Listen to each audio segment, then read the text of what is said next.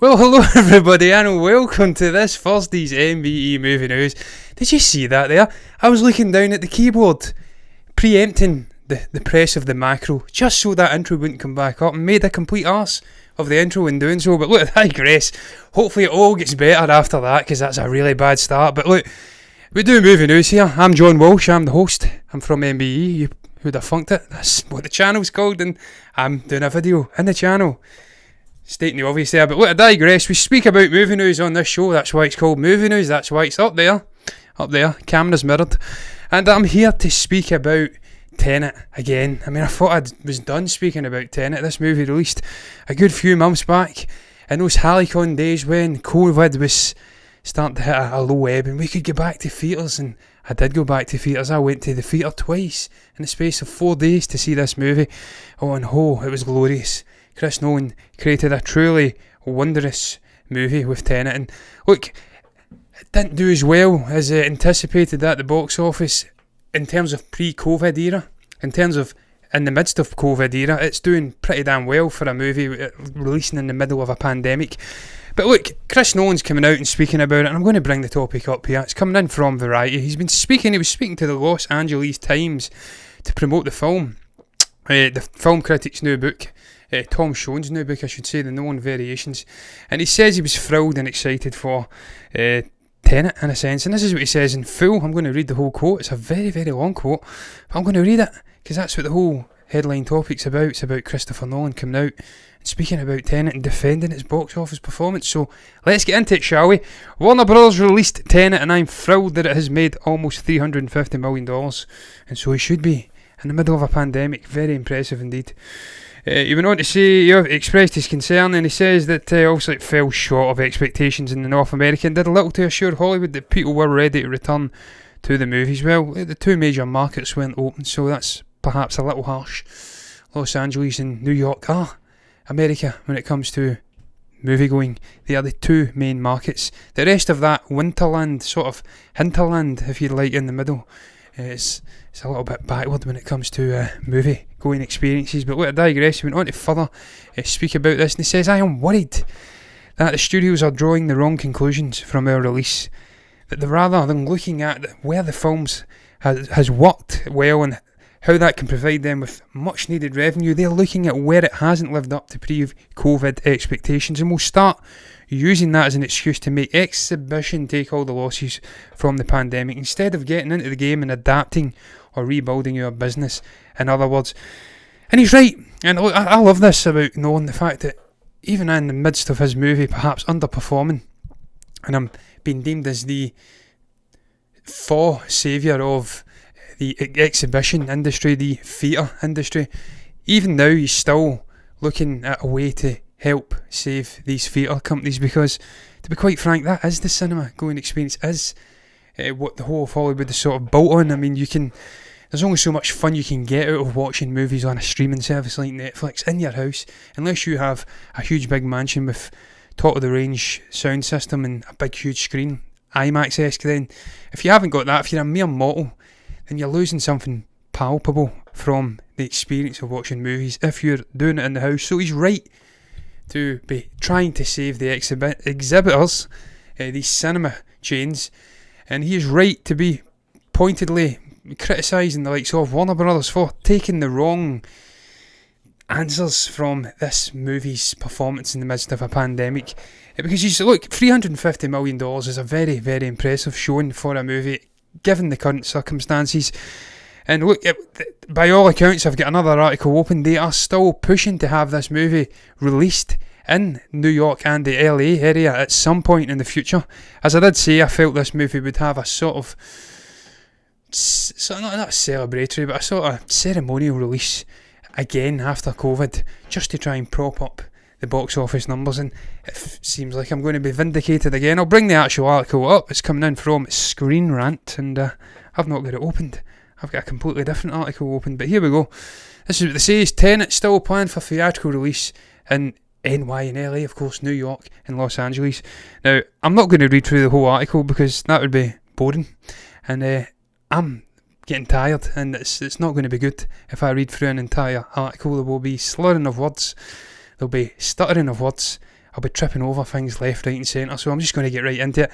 They're saying that it's obviously, with it not having a major release in those two huge markets over in the States, two biggest national markets over in the States I should say, they are looking to somehow get this movie out in the theatres and let the audience experience the theatrical release experience, if you like. I said experience too many times there, but I've done it now, so we'll just go with it. And look, this is a movie, as you can see there, it's getting ready to come to home entertainment in December. So this is going to be interesting to see how they balance that. Will there be enough draw for people to go and watch this movie in the theatres if they can get it digitally via Amazon, via iTunes, or if they can perhaps watch it on a streaming service, or if they can pick it up in Blu-ray or DVD? Will enough people want to go and watch it, risk their own skins if this pandemic's still a thing come December? And I think it will be. It's only a month away.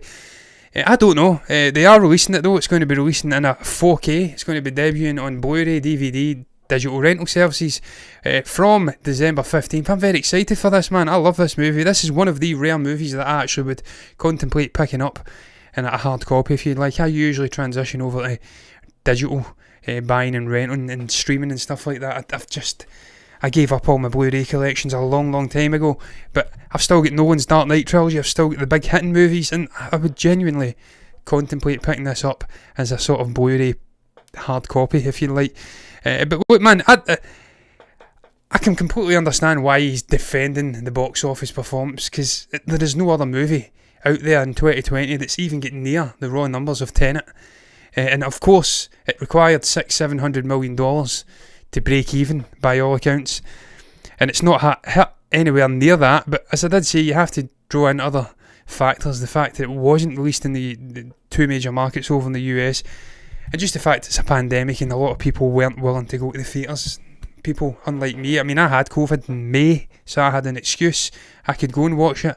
I knew I wasn't going to get it because I was well within that period of immunity still being a thing. So I can't say I'm braver than other people, because I knew that I wouldn't get the virus when I went to the theatre to watch it. So I can understand people being cautious, but I can also understand Nolan defending this movie's box office performance, because it's done very well in the grand scheme of things.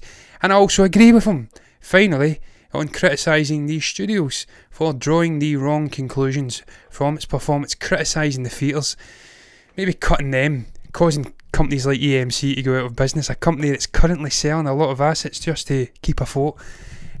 Again, champion of the exhibitors, champion of the cinema going experience.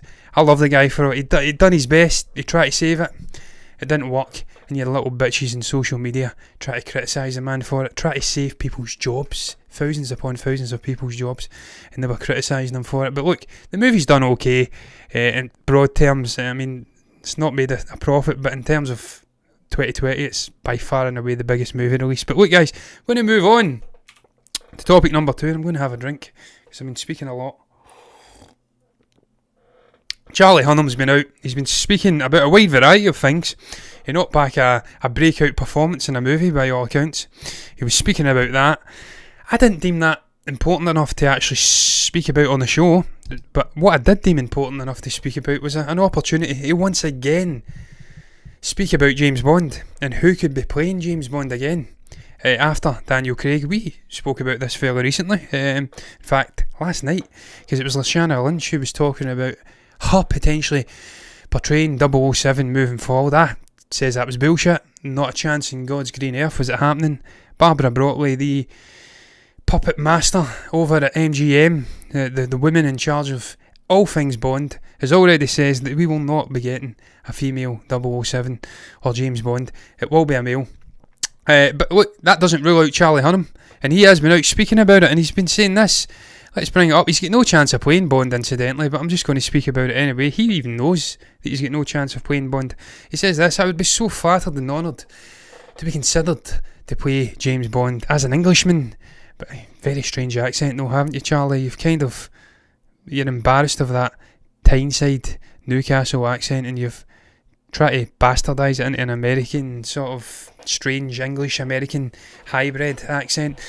So you're admitting you're English, that's half the battle, I suppose. But he continues on to say, but my intuition tells me that I shouldn't be waiting for that phone call to come. I think there are many people ahead of me on the list, and there is many people ahead of him in the list. And look, there's been a couple of other people out speaking. We've got a couple of producers and stuff like that been out. We've got numerous quotes here.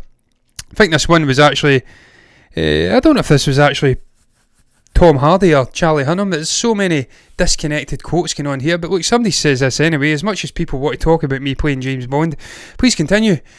Maybe that's the genesis of these things. Maybe fan chat leads to industry people actually talking about it in a more serious way. Now that is Hunnam. That's Hunnam continuing on his discussion of Bond. Look, man, I don't hate Charlie Hunnam. I think he's a good actor. He's okay. He was brilliant as a, what was he called again, in Taylor. Something Taylor, I think it was, in Sons of Anarchy. He was really, really good in that. He was okay in The Gentleman last year. He's a decent enough actor. He was god-awful in King Arthur. But I can't see him playing James Bond. I just don't envisage this guy playing James Bond. And look, I've got another article up where they're actually going in and speaking about some real possibilities of who could be the next James Bond. And sadly, Charlie Hunnam's name's not in there. But we have got the likes of Tom Hiddleston. It didn't even occur to me that Tom could play James Bond. He would be a fantastic 007. He's got that sort of Etonian way about him. He was educated in Eton, of course, a highfalutin private school over here where the likes of Boris Johnson, buffoon though he is, was educated. But he's not got the sort of snobbery and the stuck-upness that those shitheads have got, that the likes of David Cameron and Boris Johnson. He could play 007. He's a posh English way about him. He wears a good suit. He's tall as hell, and he can do action movies. We've seen it before, okay, and a wide variety of other ones. He's got that sort of grizzly, sinewy sort of physique too. He's low-key ripped to hell, but he doesn't look it. Idris Elba is another one. Could definitely portray. He's my favourite. I personally would love to see this guy. If it's not another Scotsman, like I said last night, a Richard Madden or a Sam Heughan, I'd be all for Idris Elba. This guy's been waiting a long time. I don't want to see Michael Fassbender playing James Bond. That's wrong. He's an Irishman of German descent. He can do a really good English accent, but I don't want to see him playing him. It'd be wrong to me. We've got numerous quotes here. I think this is perhaps Barbara Broccoli. Someone's been speaking. Idris Elba. To get anyone to take over from Daniel would be a tough job. There'll be a lot of trepidation about a new Bond, but Idris's talent and proven appeal gives executives a lot of heart. Idris may be a little older than the other candidates, but he looks like he's still in his 30s. Don't know about that. He's got grey hair. He's getting on, but he's an absolute unit. He's ripped to hell. And he's a great actor, and as I says, I'd love to see him playing Bond. That'd be a real revolutionary moment for the character. A person of colour coming in and playing it. No less a guy who actually merits it, because he's box office gold, as he did say. He's proven appeal. MGM are confident that they are in pretty strong place with a raft of talent available. There is a raft of talent available for this character, and well, I'm not going to go into more of this crap. I don't really want to read about it. It was more about Charlie Hunnam, really, and I'm getting sidetracked. I don't want to see Tom Hardy playing it. I've said that before. He's too oversaturated. He's been in too many movies. He's this generation's Sam Worthington, but much better when it comes to actual raw acting talent. But Charlie's got no chance, sadly. He's tall enough. He does wear a suit, but he's got no chance.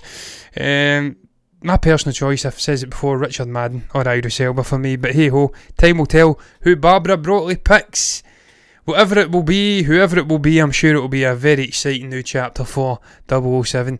They need to get it right, man, because I do think the franchise is taking on a new sort of level under Craig. You get a lot of flack for being too short to play the character. You get a lot of flack for some middling success in these middle movies, but I think the franchise has been up a level. They've responded to the Bourne franchise and the evolution of action movies like Mission Impossible, and they've really upped the stakes with more.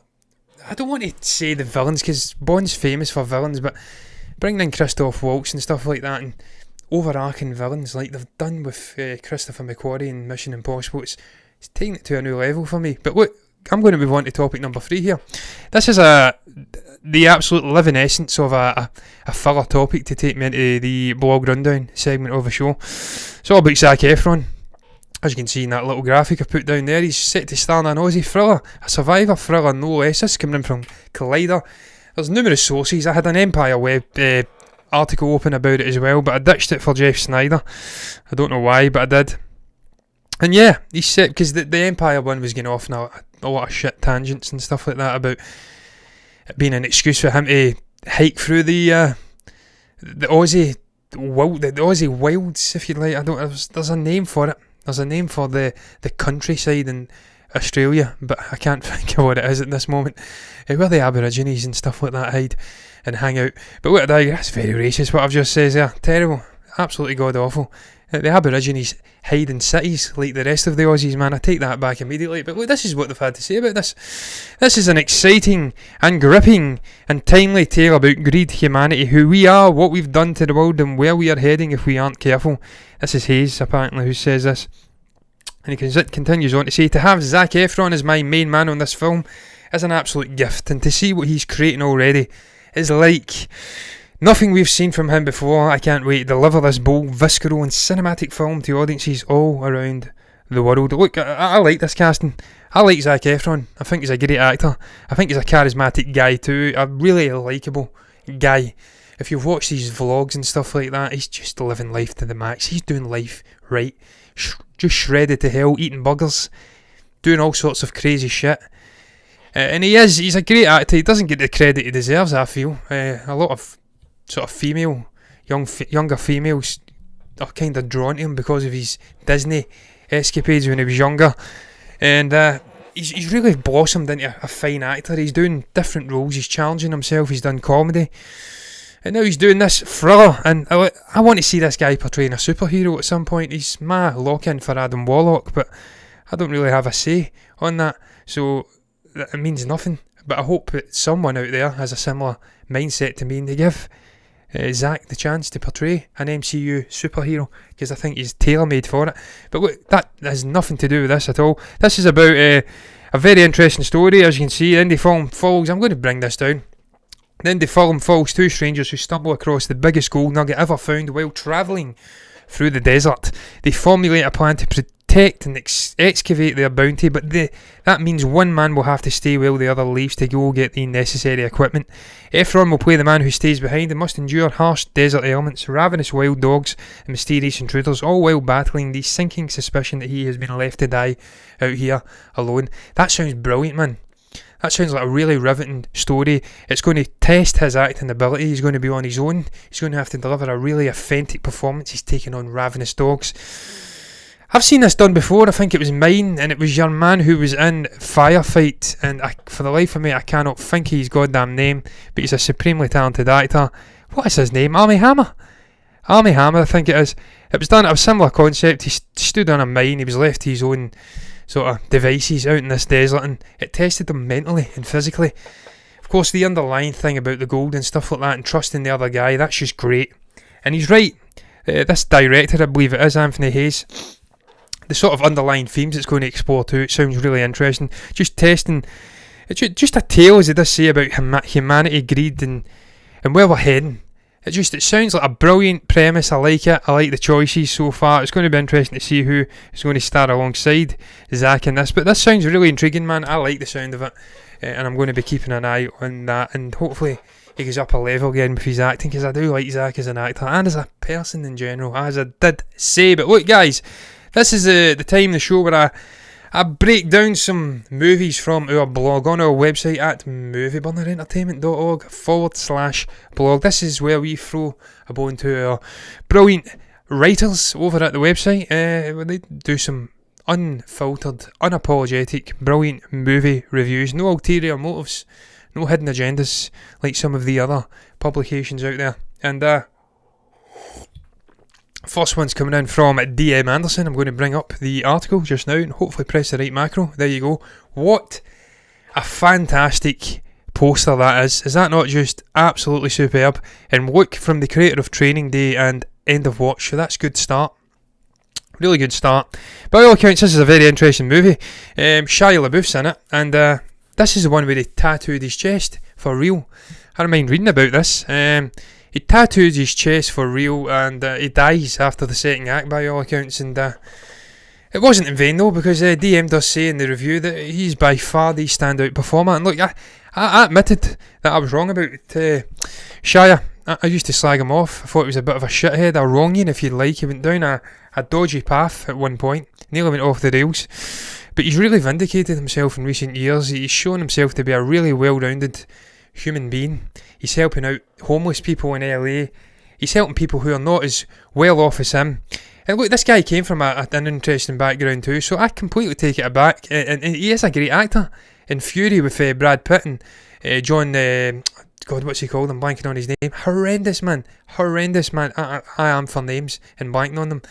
The guy who played the Punisher, absolutely stupendous actor. Blanking on his name for some reason. He was really, really good in that too, Shia. So it doesn't surprise me he's a standout performer in this movie. By all accounts, a very interesting movie too. A sort of gang warfare movie. Playing out like a sort of Grand Theft Auto mission, Dave says here. But here's what he says in general. He summarised this review similar to most of writer-director David Ayer's other films. Brilliant director. We walk away without giving the movie another thought, and he's right, you don't really give the movies a thought, but they're good sort of popcorn flick, action flicks. They're slick as hell, and you get enjoyment out of them when you're watching them. But sometimes we're in the mood for dumb, gratuitous mayhem, as I says. The kind that requires no personal engagement beyond keeping track of where the bullets hit. Is that David Ayer was the guy who'd done Atomic Blonde, or was that Leach? I always get the two mixed up. Perhaps I'm wrong about Ayer then, if it's Leach I'm thinking about.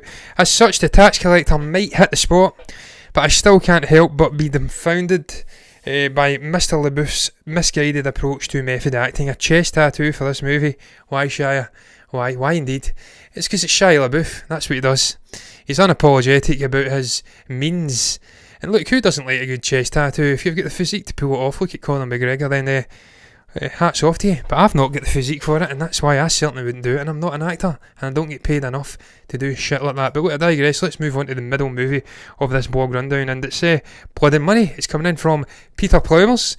It's a Tom Berenger movie, and by all accounts, if you're a fan of Tom Berenger, and I hope I'm saying his name right, then you're going to be a fan of this movie, because this is what it's sort of relying on you being a fan of this man, because by all accounts a very slow burn movie, very, very slow burn movie. Peter was anticipating it would pick up at one point, be a little bit more frenetic, but doesn't. It stays very slow paced, but that's just fine. Some movies don't have to be frenetic. Some walk out just fine when they are slow paced. This is what the man's had to say as a summary of this movie review. Blood and Money won't leave an everlasting impression. That's just fine. Some movies don't do that. Leach did Atomic Blonde. It was Leach. There you go. What did Ayer do then? Was Ayer the guy that was involved in Harry Potter? I'm going to search that up very briefly here. David Ayer. I don't think he did do Harry Potter.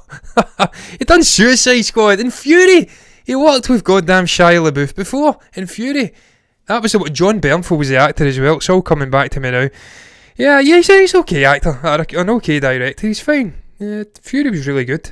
I enjoyed that. It was a decent little fantasy World War II movie. So yeah, that's fine. So who the hell... David Heyman, I think it was, who done Harry Potter. Lots of Davids. Too many Davids. I did the Suicide Squad. Yeah, the Suicide Squad was...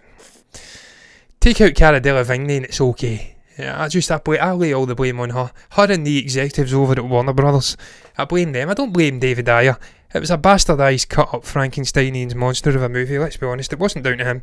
And we will see his cut at one point, and I'm sure he'll be redeemed. But he's no James Gunn, and James Gunn will do it better. I'm absolutely sure about that. But look, I'm getting sidetracked. Let's get into this summary. It won't leave an everlasting impression, that's what I says before. The story itself is nothing new. Only Tom Berenger makes an impression, given his age. A character role per sang. Unfortunately, they were unable to go into his personality deep enough. What happened to him in the past remained rather vague. Furthermore, the action part seemed rather amateurish, so it felt like a mediocre film. If you admire Tom Berenger, you should, of course, watch this one. However, there are better thrillers that also take place in snowy landscapes. Yeah, the one with Liam Neeson was pretty damn good. And then you had Jeremy Renner and Elizabeth Olsen, was it? Another really good movie from the maker of, or the writer of, Hell or High Water. And that was a really good movie. I enjoyed that one. FBI agents and shenanigans going on with Native Americans, and that was a great thriller. I really, really, really enjoyed that. But look, let's go into the third review of the blog rundown tonight, and it is, as you can see, Shivers. This is a classic retro movie review. I think Dave reviewed this because he picked it up on Blu-ray, and he's obviously getting back and reminiscing. By all accounts, a movie which really started a sort of sub-genre within the horror genre itself. And he goes in to say that, and I'll go down and give you the context. I know nothing about this movie, incidentally, but it sounds like one of those classic 70s kind of movies. It's creepy on a creative level, like Night of the Living Dead and stuff like that. It's because of the way it's crafted, the way that it plays out on the screen. It just creeps the hell out of you. And he mentions Body Snatchers as well, I'm sure, and that was another one that was like that for sure. 70s porno aesthetic, though it ain't pornographic. I know what he means though, I do. And he goes on to say this: in that context, Shivers is nearly as influential as Night of the Living Dead. I just said Night of the Living Dead and Halloween. But even back then, it was obvious David Cronenberg was less interested in scaring an audience than getting under their skin, no pun intended. With hindsight, I suppose it was inevitable that he'd eventually leave the genre behind, because unlike most of his peers, he knew exploring human nature's nasty side wasn't necessarily limited to traditional horror. No, you can do that in a whole variety of genres. Humans are complex, nasty shits, and that can manifest itself in every genre out there. Look at Thriller, look at Seven. It was a thriller, it wasn't a horror movie by any means, and we've seen the deepest, darkest recesses of what a human being can do. Of course, Kevin Spacey playing himself, because he is a deep, dark, scary creature. But wait, I digress. This is what he said in summary for this Blu-ray, number 18 in the Vestron Collector's series. Shivers is nicely restored. That's probably one of the rare Blu-rays that restores nicely, because by all accounts they absolutely butcher some of these retro movies and they look horrendous.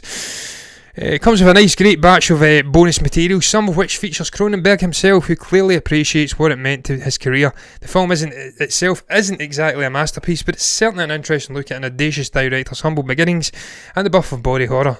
The concept alone might even be creepy enough to stick around in your head for a while. Sweet dreams indeed, DM. And that's going to say sweet dreams to the Bogged Undown for this week, because we of course review movies on a Friday, and we are reviewing Bahubali tomorrow, and I have not even watched it yet, so I need to get my finger out. It's a 2 hour and 45 minute movie. But look, I digress, tangents aside, go over to movieburnerentertainment.org/blog if you want to see more of those movie reviews, see more of the tremendous writing talents that lie in wait for you there, the likes of the movie couple, D.M. Anderson, Peter Plowmers, Steve Wilkins, a whole variety of other names in there, including my good self. I gave up writing a while back, but there are some very good reviews. If you excuse my modesty, my lack of modesty, I'm going to move on, because I'm tired, as I did say at the start of the show. It's getting to the end of the show, and that's when the slip-ups start to happen, guys. So let's move on. Hugh Laurie is set to star in The Amazing Maurice. This is the next topic. Amazing Maurice, incidentally, is a Terry Pratchett book. It's set in his Discworld. Tremendous writer, of course, passed away sadly a couple of years ago.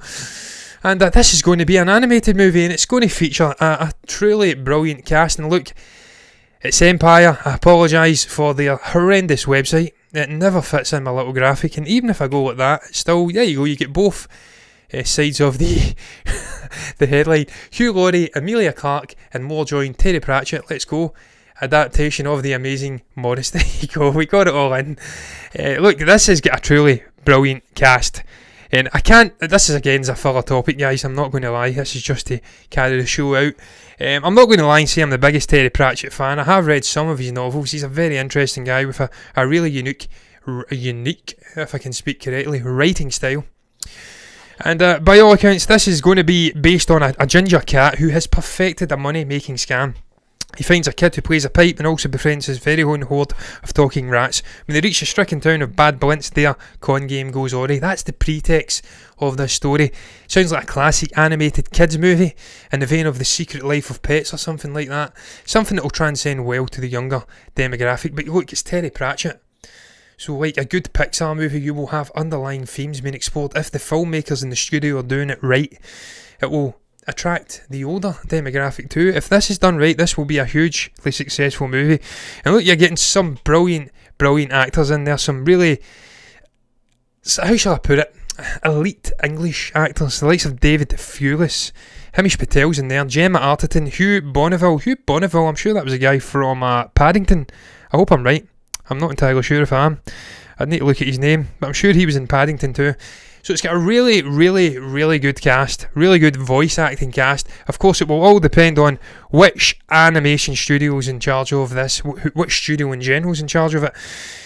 I think it's going to Netflix, perhaps. So I'm not entirely sure how that's going to work out. But if you get the animation studio right, if it's the likes of Illumination, like The Secret Life of Pets, then this could work very well. Again, it depends on how they're doing it. Is it going to be an out-and-out animated movie, or will it be a sort of live-action animation homogenous mess, but good mess, the likes of Paddington and stuff like that, and Peter Rabbit? I'm excited for it, man. Time will tell. Emilia Clarke, she's got a good voice. And I'll leave it at that. I'm going to move on. What have I done?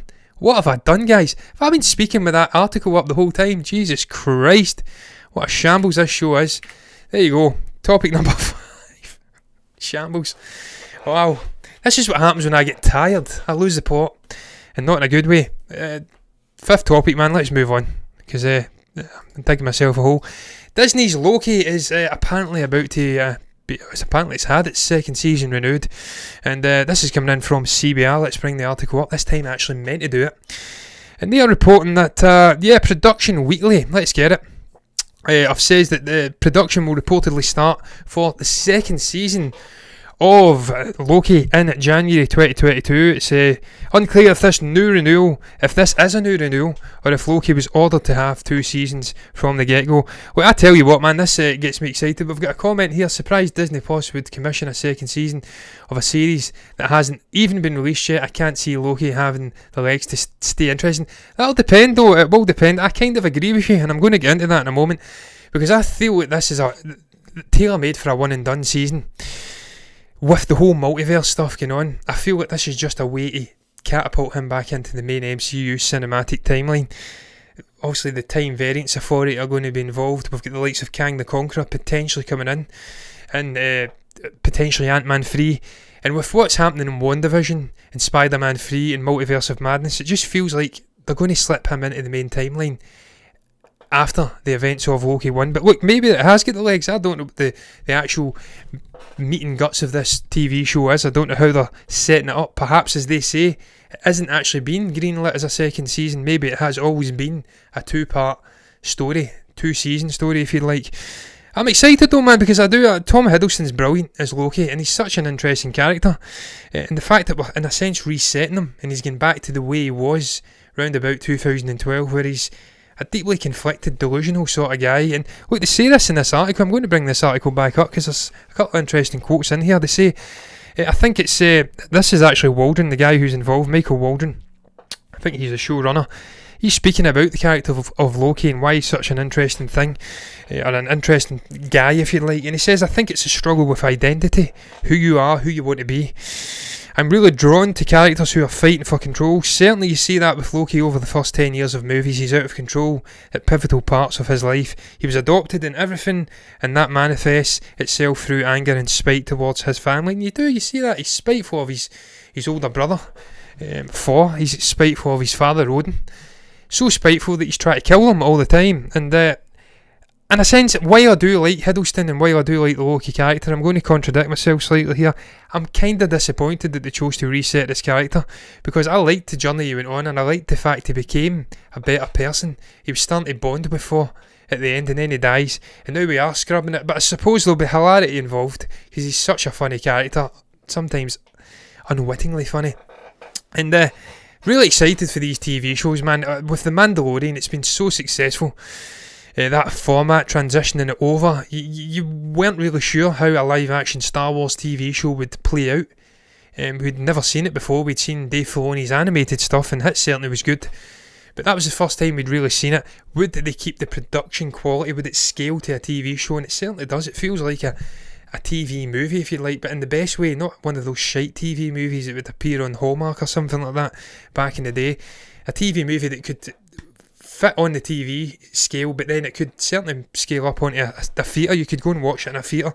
The production quality second to none, and I feel we're going to get that with these Marvel TV shows too, the likes of Loki, the likes of WandaVision, the likes of Hawkeye and Falcon and the Winter Soldier. It's going to be very interesting. And once again, I repeat it every time I speak about these TV shows, Kevin Feige has already says that if you do not watch these, you will not be up to date with what's happening in the cinematic universe as a whole. They're all going to play in and have equal importance. We've got another comment here. Looking forward to seeing Loki. Hiddleston, I don't imagine will want to commit to a TV long term. No, he won't. He won't want to commit to TV long term. Certainly not if he's picked as the next James Bond, as I spoke about previously.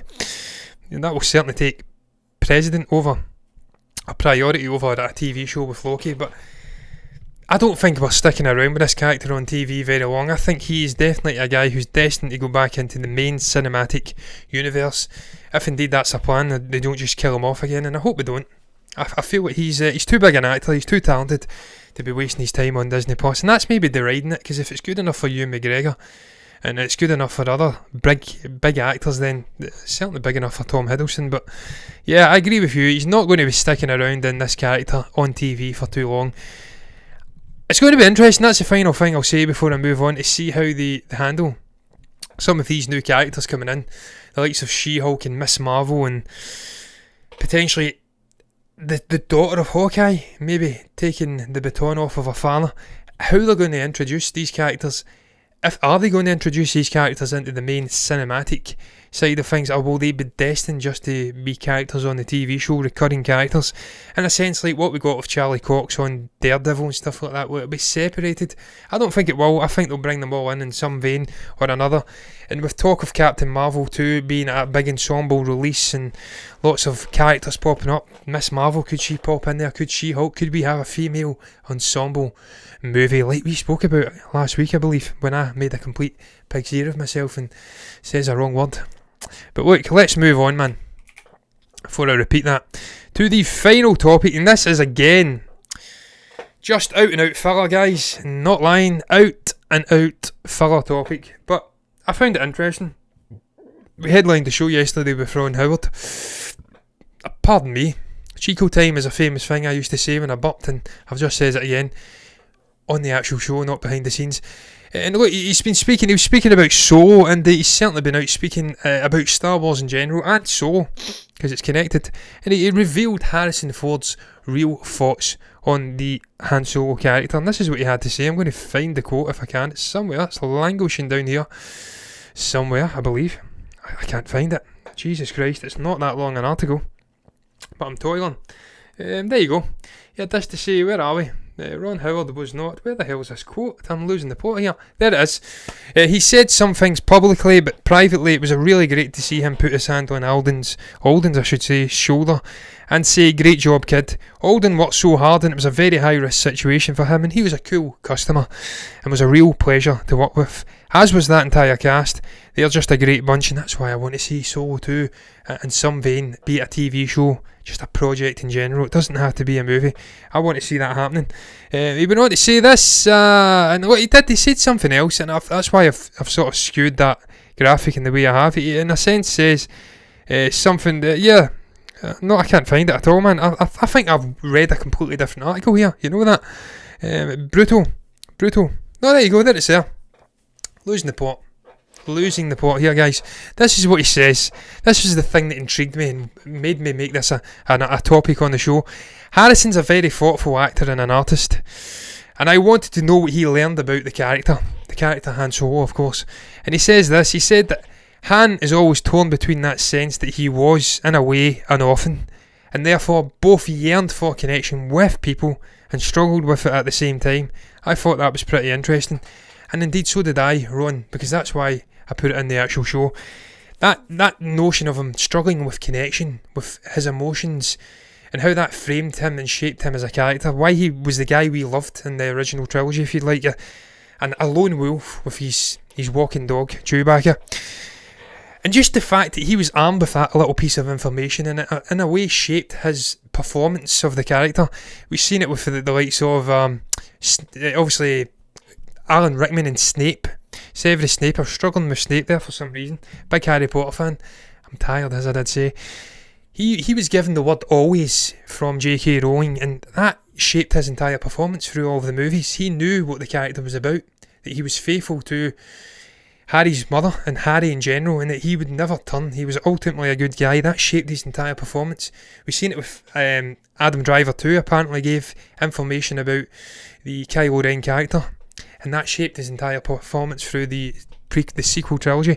And again, we're getting this with Harrison. He took little snippets, perhaps what he got from Lucas, or maybe what he discerned about the character himself, and that shaped his entire performance through the original trilogy, and I find that so interesting. And it says so much about the character too. We've got some other comments here. Harrison Ford is a gent. He might not have a lot of time for Star Wars, but he wouldn't disrespect an actor playing the role. No, he would not. He's a great guy. Brilliant guy. And the words he had to say about Sean Connery recently was a poignant and emotional tribute he paid that guy. And yeah, he's a great guy. I love Harrison, man. One of my all-time favourite actors. Everything he's in, he's just transfixing.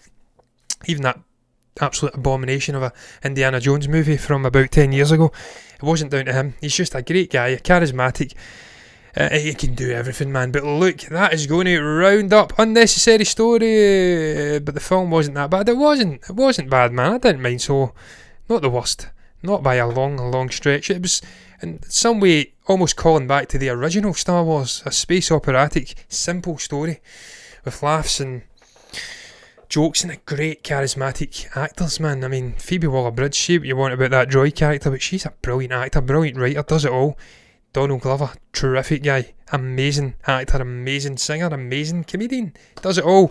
Alden was okay too, and Emilia Clarke is blossoming as years go by into a decent actor, even if she was shite as Sarah Connor in Genesis. And I don't even know that because I didn't watch it. I'm taking Stephen's word on it and I'm putting words in his mouth at that. But what did I go? Yes, that's going to round the show up, man. What is your thoughts on that headline? Christopher Nolan coming out and defending Tenet's box office performance. Do you agree with him that the movie didn't perform that badly, that it is still the most successful grossing movie of 2020 because of the pandemic and stuff like that? Do you agree what he says about the studio, pointedly criticising the studio about taking the wrong elements out of the performance of the Tenet as a movie, and how they're maybe going to target and punish the theatres, the exhibitors for it? Do you agree with his comments about that? What is your thoughts on Charlie Hunnam speaking about James Bond? Would you want to see Charlie Hunnam playing James Bond, or do you think it's a disaster waiting to happen like me? What do you make about Zac Efron doing an Aussie thriller about a gold and being left in the desert? What's your thoughts on all of the other topics I spoke about in the show today? You can comment below if you've got anything to say about any of those topics. You can also like the video if you've enjoyed it, and subscribe to the channel if you want to see more content like this in the future, guys. And if you do, look, that's precisely what you'll get. You'll get more content. I don't know what that was. You'll get more content like this in the future if you do subscribe, and you'll see me back here tomorrow for a movie review of Bahubali with Stephen. But look, as ever, I'll thank you for watching, and I'll bid you farewell on that note. Bye bye.